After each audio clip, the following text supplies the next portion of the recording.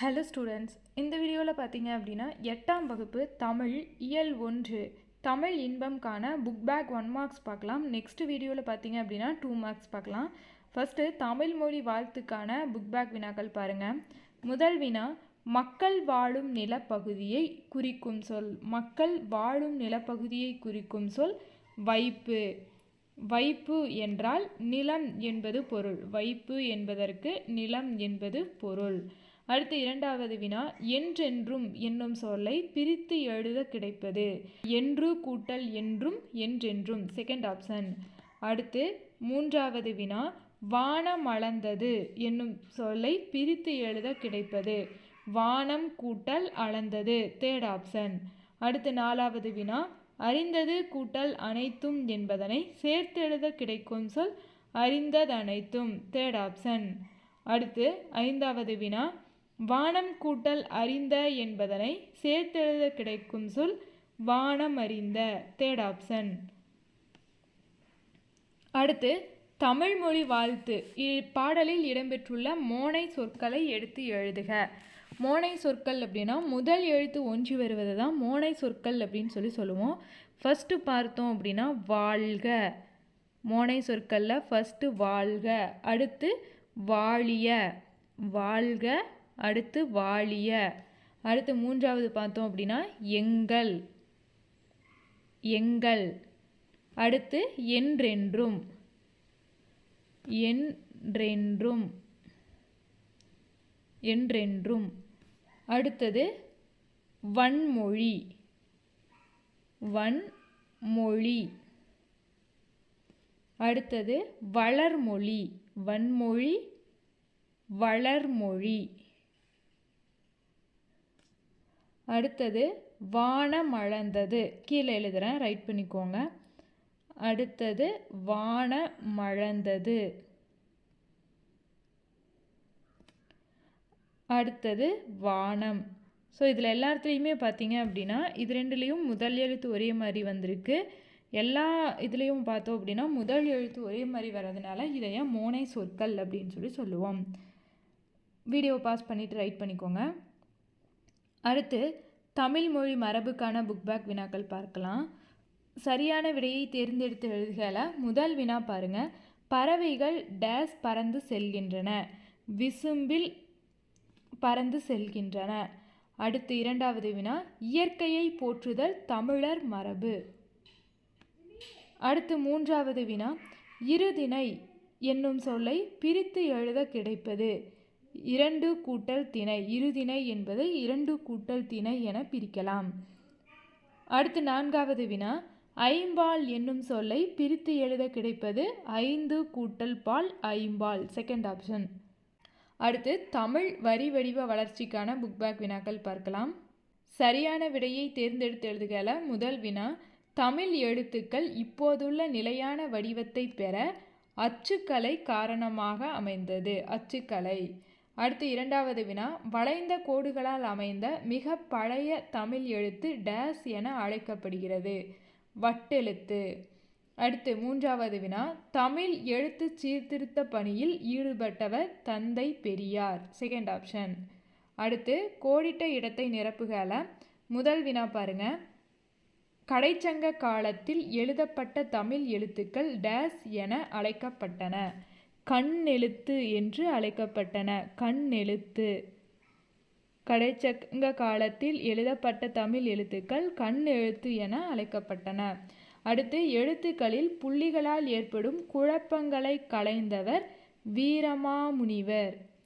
Veeramamunivar. ஃபஸ்ட்டுக்கு கண்ணெழுத்து, second வினாவிற்கு வீரமாமுனிவர். அடுத்தது சொற்பூங்கால பார்த்தீங்க அப்படின்னா புக் பேக் 1 மார்க்ஸ் இருக்காது.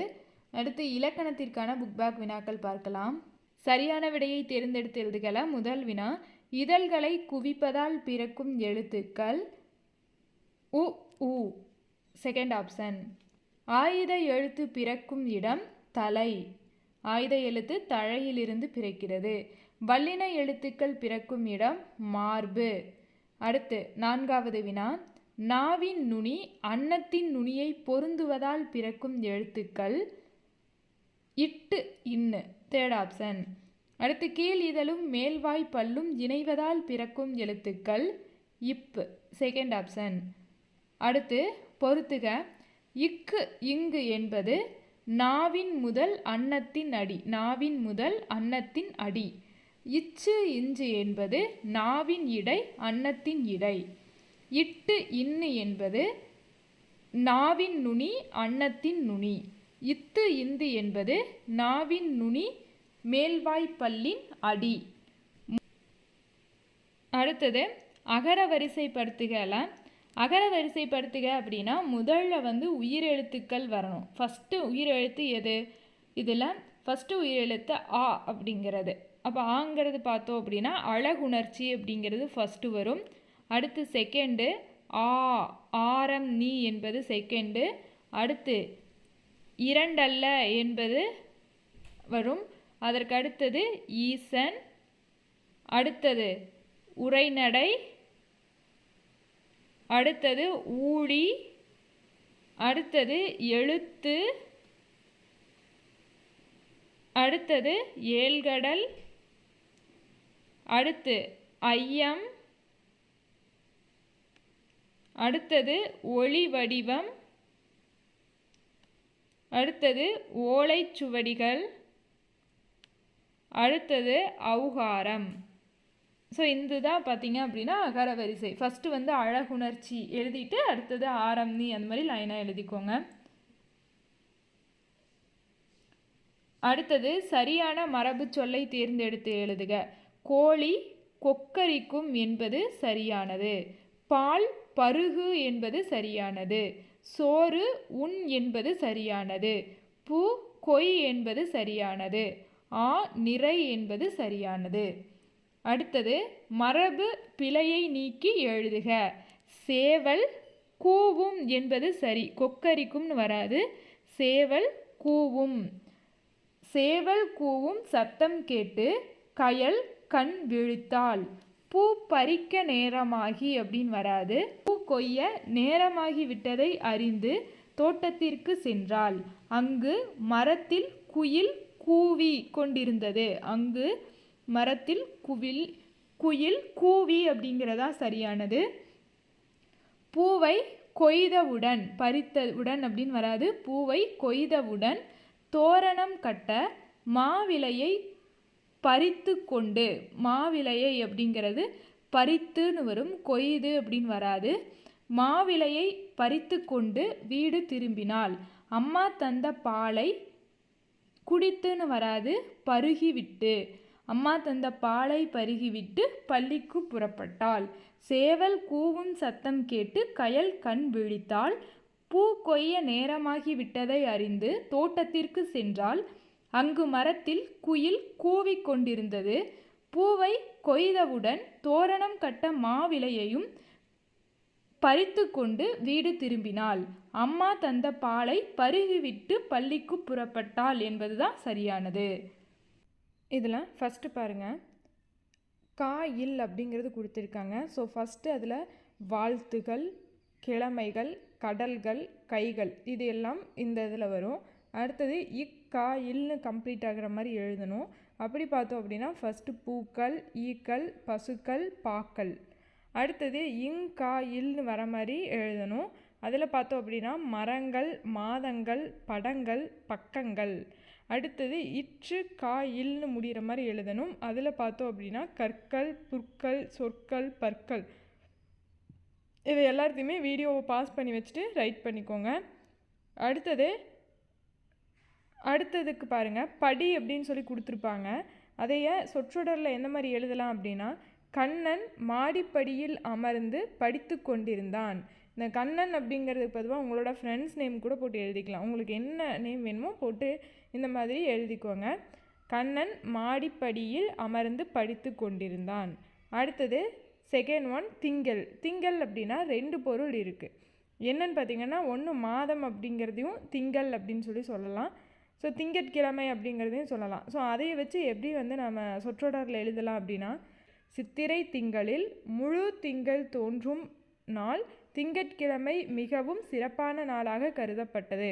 இதில் சித்திரை திங்களில் எப்படி பொருள் வரும் அப்படின்னா, சித்திரை மாதத்தில். முழு திங்கள் தோன்றும் அப்படின்னா இந்த திங்களுக்கு நிலவு அப்படிங்கிற பொருள் இருக்குது. நிலா அப்படிங்கிறதையும் திங்கள்னு சொல்லுவோம். ஸோ முழு திங்கள் தோன்றும் நாள் அப்படின்னா முழு நிலவு தோன்றும் நாள் திங்கட்கிழமை மிகவும் சிறப்பான நாளாக கருதப்பட்டது அப்படிங்கிறது பொருள் வரும். அடுத்தது மூன்றாவது ஆறு. ஆறு அப்படின்னு பார்த்தோம் அப்படின்னா ஆறு அந்த நீர் இருக்கிற இடத்தையும் வந்து ஆறு அப்படின்னு சொல்லுவோம். நீர் செல்லும் வழியை ஆறுன்னு சொல்லுவோம். அதே மாதிரி 6 பேர் அப்படிங்கிற அந்த 6 அப்படிங்கிறது என்ன அப்படின்னு சொல்லிட்டும் சொல்லுவோம். நம்பரையும் 6ன்னு சொல்லலாம். ஸோ அதை எப்படி எழுதலாம் அப்படின்னா 6 பேர் கொண்ட குழு ஏரி, ஆறு, குளம் போன்ற நீர்நிலைகளை பற்றி ஆய்வு செய்தது. 6 பேர் கொண்ட குழு ஏரி, ஆறு, குளம் போன்ற நீர்நிலைகளை பற்றி ஆய்வு செய்தது. தான் இந்த இடையில வரும், அதை சேர்த்துக்கோங்க. ஓகே, அடுத்தது சொற்களை வந்து முறையாக அமைத்து எழுதணும் அப்படின்னு பார்த்தோன்னா ஃபஸ்ட்டுக்கு ஆன்சர் என்ன அப்படின்னா வளைந்த கோடுகளால் அமைந்த தமிழ் எழுத்து வட்டு எழுத்து எனப்படும் அப்படிங்கிறதான் சரியானது வரும். சரிங்களா? வளைந்த கோடுகளால் அமைந்த தமிழ் எழுத்து வட்டெழுத்து எனப்படும் அப்படிங்கிறத ரைட் பண்ணிக்கோங்க. அடுத்தது செகண்டு, உலகம் உள்ள வரையிலும் தமிழ் மொழி வாழட்டும் அப்படிங்கிறதா சரியான தொடர். ஓகேங்களா? ஸோ வீடியோவை பாஸ் பண்ணி ரைட் பண்ணிக்கோங்க. அடுத்தது மூணாவது பார்த்தோம் அப்படின்னா மூணாவது பகைவரை வென்றதை பாடும் இலக்கியம் பரணி ஆகும் அப்படிங்கிறது வரும். நாலாவதுக்கு உயிரெழுத்து பிறக்கும் இடம் கழுத்து ஆகும் என்பது சரியானது. ஐந்தாவது அம்புவிடும் கலையை ஏகலை என்றது தமிழ் அப்படிங்கிறது சரியான தொடர். ஸோ இது எல்லாத்தையும் வீடியோ பாஸ் பண்ணிவிட்டு எழுதிக்கோங்க. இந்த வீடியோ உங்களுக்கு யூஸ்ஃபுல்லாக இருக்கும் அப்படின்னு சொல்லி நினைக்கிறேன். அடுத்த வீடியோவில் இயல் 2க்கான புக் பேக் 1 மார்க்ஸ் பார்க்கலாம். தேங்க்யூ.